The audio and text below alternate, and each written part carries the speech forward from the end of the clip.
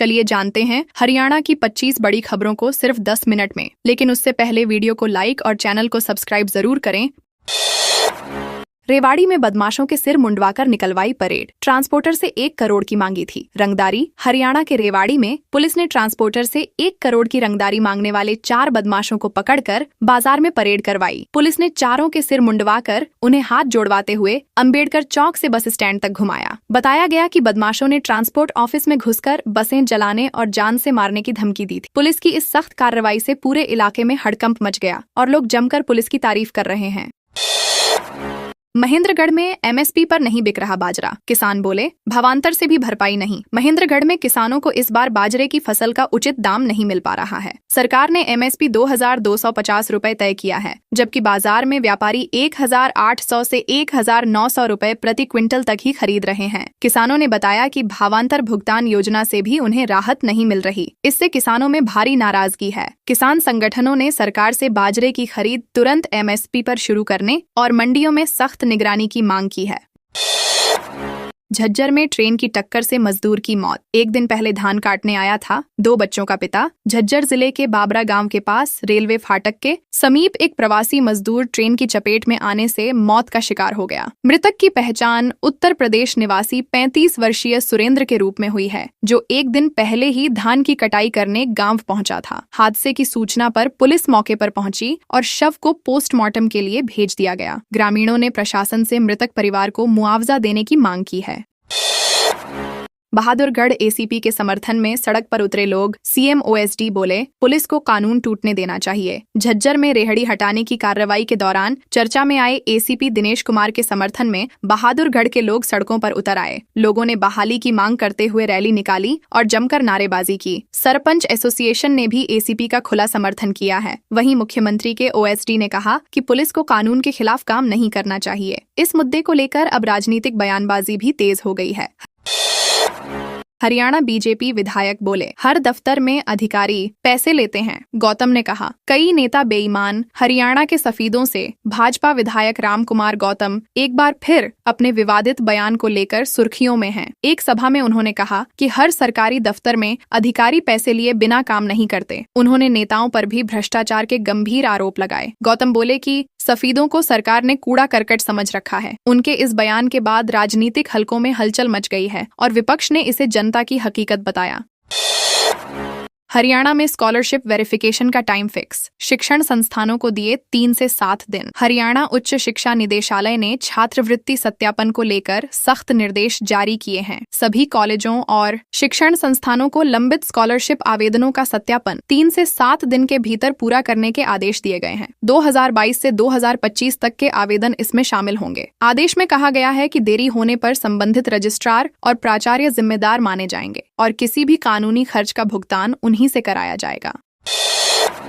Gangster काला राणा को यमुनानगर लेकर पहुंची गुरुग्राम एसटीएफ। खेदी लखा सिंह तिहरे हत्याकांड केस में कोर्ट में पेशी। हरियाणा के कुख्यात गैंगस्टर काला राणा को मंगलवार को गुरुग्राम एसटीएफ की टीम यमुनानगर कोर्ट में पेश करने पहुंची। यह पेशी खेड़ी लखा सिंह गांव में हुए तिहरे हत्याकांड से जुड़ी है, जिसमें काला राणा मुख्य आरोपी है। सुरक्षा के मद्देनजर कोर्ट परिसर में भारी पुलिस बल तैनात किया गया। एसटीएफ उसे वापस गुरुग्राम लेकर गई। काला राणा कई गंभीर मामलों में वांछित है और फिलहाल जेल में बंद है। टोहाना में धोखाधड़ी से हड़पी प्रॉपर्टी। नगर परिषद कर्मचारियों की रही मिली भगत। फतेहाबाद जिले के टोहाना में पुलिस ने जमीन हड़पने के एक बड़े फर्जीवाड़े का पर्दाफाश किया है। आरोपी ने नगर परिषद के कुछ कर्मचारियों की मिली भगत से एक व्यक्ति की प्रॉपर्टी पर कब्जा कर लिया था। इसके लिए उसने जाली दस्तावेज तैयार करवाए थे। पुलिस ने आरोपी को गिरफ्तार कर कोर्ट में पेश किया, जहाँ से उसे न्यायिक हिरासत में भेज दिया गया। पुलिस ने नगर परिषद कर्मचारियों की भूमिका की भी जाँच शुरू कर दी है। पंजाब के एएपी विधायक को हाईकोर्ट से राहत नहीं। टैक्सी ड्राइवर रहते युवती से की थी छेड़छाड़। पंजाब एवं हरियाणा हाईकोर्ट ने खडूर साहिब से एएपी विधायक मनजिंदर सिंह लालपुरा को बड़ी राहत देने से इनकार कर दिया। विधायक ने निचली अदालत द्वारा सुनाई गई 4 साल की सजा को चुनौती दी थी। मामला उस समय का है जब लालपुरा टैक्सी ड्राइवर थे और उन पर युवती से छेड़छाड़ का आरोप लगा था। कोर्ट ने कहा कि यह मामला गंभीर प्रकृति का है, इसलिए किसी तरह की राहत नहीं दी जा सकती। इस फैसले के बाद एएपी विधायक की मुश्किलें और बढ़ गई हैं। सोनीपत पुलिस को मिला प्राथमिक चिकित्सा प्रशिक्षण। सड़क दुर्घटनाओं में घायलों को तुरंत मिलेगी मदद। सोनीपत में ट्रैफिक पुलिस कर्मियों को सड़क हादसों में त्वरित मदद के लिए प्राथमिक चिकित्सा का प्रशिक्षण दिया गया। पुलिस आयुक्त ममता सिंह और डीसीपी नरेंद्र कादयान के निर्देशन में आयोजित इस कार्यशाला में विशेषज्ञ डॉक्टरों ने सीपीआर, रक्तस्राव रोकने और घायल को सुरक्षित स्थान पर ले जाने की तकनीक सिखाई। अब ये पुलिसकर्मी मौके पर घायलों को प्रारंभिक इलाज दे सकेंगे। प्रशासन का कहना है कि इससे सड़क दुर्घटनाओं में जान बचाने की दर बढ़ेगी। नशे की ओवरडोज से मरे युवक के घर पहुंचे एसपी। फतेहाबाद में शौचालय में मिला था शव। फतेहाबाद के मिराना गांव में नशे की ओवरडोज से हुई युवक की मौत ने पूरे इलाके को झकझोर दिया है। मंगलवार को एसपी सिद्धांत जैन खुद युवक के घर पहुंचे और परिवार से मुलाकात की। उन्होंने कहा कि नशे के खिलाफ पुलिस सख्त अभियान चला रही है। मृतक की 6 महीने पहले लव मैरिज हुई थी और उसका एक छोटा बेटा है। परिजनों ने नशा बेचने वालों के खिलाफ कार्रवाई की मांग की है। एसपी ने जांच का भरोसा दिलाया। पंचकूला छेड़छाड़ घटना पर महिला आयोग का संज्ञान। छात्राओं से मिलने पहुंची टीम। पंचकूला के NIFT संस्थान की छात्रा से हुई छेड़छाड़ के मामले में हरियाणा महिला आयोग ने संज्ञान लेते हुए जांच शुरू की। आयोग की टीम कॉलेज पहुंची और छात्राओं से मुलाकात कर उनकी बातें सुनी। छात्राओं ने बताया कि देर शाम PG लौटते समय कुछ युवक गाड़ियों से पीछा करते हैं और अशोभनीय टिप्पणी करते हैं। आयोग ने पुलिस को सुरक्षा बढ़ाने और आरोपियों की पहचान कर सख्त कार्रवाई के निर्देश दिए हैं। महम में सांसद जांगड़ा के गांव में नाले में गड़बड़। ग्रामीण बोले, घटिया सामग्री लगाई। रोहतक जिले के महम क्षेत्र के खरकड़ा गांव में नाले के निर्माण को लेकर ग्रामीणों ने घटिया कार्य का आरोप लगाया है। उनका कहना है कि नाले में निकृष्ट सामग्री का इस्तेमाल किया गया और पुलिया भी अधूरी छोड़ दी गई। यह गांव राज्यसभा सांसद रामचंद्र जांगड़ा का है। ग्रामीणों ने कहा कि अब ठेकेदार ने काम सुधारने की बजाय दोबारा बजट की मांग कर दी है। लोगों ने उच्च स्तरीय जाँच की मांग की है।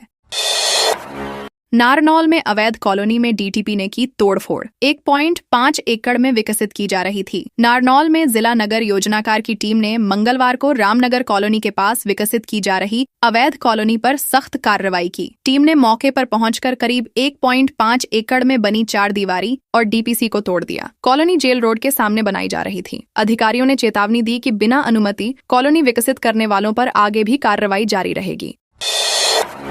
पानीपत शुगर मिल में लगेगा 90 KLPD एथेनॉल प्लांट। केंद्र सरकार के सहयोग से होगी स्थापना। पानीपत जिले की सहकारी चीनी मिल में अब 90 किलोलीटर प्रतिदिन क्षमता का एथेनॉल प्लांट लगाया जाएगा। उपायुक्त डॉक्टर वीरेंद्र कुमार दहिया ने बताया कि यह परियोजना केंद्र सरकार के सहयोग से शुरू की जाएगी। इससे गन्ना उत्पादक किसानों को बड़ा फायदा मिलेगा और मिल की आय भी बढ़ेगी। उन्होंने कहा कि यह प्रोजेक्ट हरियाणा की आत्मनिर्भर ऊर्जा नीति की दिशा में एक बड़ा कदम साबित होगा। जींद में खेतों से आ रहा ट्रैक्टर तालाब में गिरा। ड्राइवर ने कूदकर बचाई जान। जींद जिले के मालवी गांव में एक किसान का ट्रैक्टर खेतों से लौटते समय तालाब में जा गिरा। भारी जल भराव की वजह से ड्राइवर ने नियंत्रण खो दिया, लेकिन कूदकर अपनी जान बचा ली। ग्रामीणों ने कहा कि बारिश के बाद से ही इलाके में जल भराव की समस्या बनी हुई है। उन्होंने प्रशासन से जल्द पानी निकासी और सड़क मरम्मत की मांग की है ताकि किसानों को आवागमन में परेशानी न हो।